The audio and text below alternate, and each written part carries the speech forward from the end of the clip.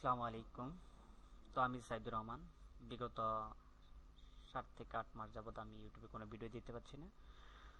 তো নতুন ID video নিয়ে হাজির হয়েছি।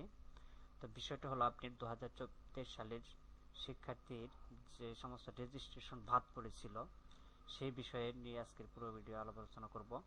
তো এখনও যারা আমার চ্যানেলটি সাবস্ক্রাইব করেন নাই, অবশ্যই চ্যানেলটি সাবস্ক্রাইব করে নেবেন এবং পাশে থাকা বেল আইকনটি অন করে দিয়ে রাখবেন। তো আমি এখানে বিজ্ঞপ্তিটা ঢাকা করেছি। বিজ্ঞপ্তিটা প্রকাশ করছে আপনার 5/12/2024 তারিখে মাধ্যমিক ও উচ্চ মাধ্যমিক শিক্ষা বোর্ড ঢাকা। বিষয়টা 2023 শিক্ষাবর্ষের ষষ্ঠ, অষ্টম এবং নবম 2025 সালের এসএসসি পরীক্ষার্থী অধ্যয়নরত বাদ পড়া শিক্ষার্থীদের অনলাইনে রেজিস্ট্রেশনকরণ প্রসঙ্গে উপযুক্ত বিষয়ের পরিপ্রেক্ষিতে জানানো যাচ্ছে যে ভোটের আওতাধীন অনুমোদিত ও স্বীকৃতিপ্রাপ্ত সকল শিক্ষা প্রতিষ্ঠান নিম্ন মাধ্যমিক, মাধ্যমিক ও উচ্চ মাধ্যমিক 2023 শিক্ষাবর্ষে ষষ্ঠ, অষ্টম এবং নবম শ্রেণীর 2025 সালে এসএসসি পরীক্ষার্থী অধ্যয়নরত শিক্ষার্থীদের রেজিস্ট্রেশনের কার্যক্রম ইতিপূর্বে শেষ হয়ে গেছে।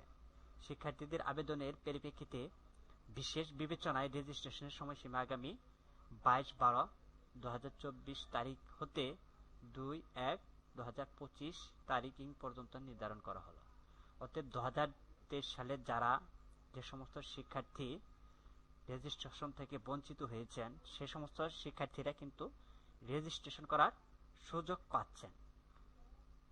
তাই এখনো কিছু কিছু প্রতিষ্ঠান আছে, দেখা যায় যে ভুলবশত একটা রেজিস্ট্রেশন করতে পারে নাই কিংবা সময় পায় নাই, সময় ইতিপূর্বে শেষ হয়েছে, তারপরেও কিন্তু এর মধ্যে কিন্তু ওনারা একটা সুযোগ দিয়েছিল যে এত তারিখের মধ্যে আপনারা রেজিস্ট্রেশন করতে একটা সুযোগ দিয়েছিল। তার পরবর্তীতেও কিন্তু এখন তারা একটা সুযোগ করে দিয়েছেন যে যারা 2023 সালে নবম শ্রেণীতে পড়তো তারা রেজিস্ট্রেশন করার জন্য একটা সুযোগ পাচ্ছে এবং কি 2025 সালে তারা এসএসসি পরীক্ষায় অংশগ্রহণ করতে পারবে। তো সেই কথাটাই কিন্তু এখানে উল্লেখিত আছে। একটি স্ক্রল ডাউন করে নিচে চলে আসি আমি। অন্য বোর্ড হতে আগত টিসির মাধ্যমে ভর্তিকৃত শিক্ষার্থীগণ ও উক্ত সীমার মধ্যে রেজিস্ট্রেশন সম্পন্ন করতে হবে এবং কি যারা টিসি নিয়ে আসছেন, যেমন সাপোজ মনে করেন আপনি রাজশাহী বোর্ড থেকে আপনি ঢাকা বোর্ডে চলে আসছেন, সেক্ষেত্রে আপনি টিসি নিয়ে আসছেন, কিন্তু সেটার কিন্তু আপনি রেজিস্ট্রেশন প্রক্রিয়া কাজ করতে হবে, সেটাই কিন্তু এখানে বলা হয়েছে। উল্লেখিত বর্ণিত তারিখের পর পরবর্তীতে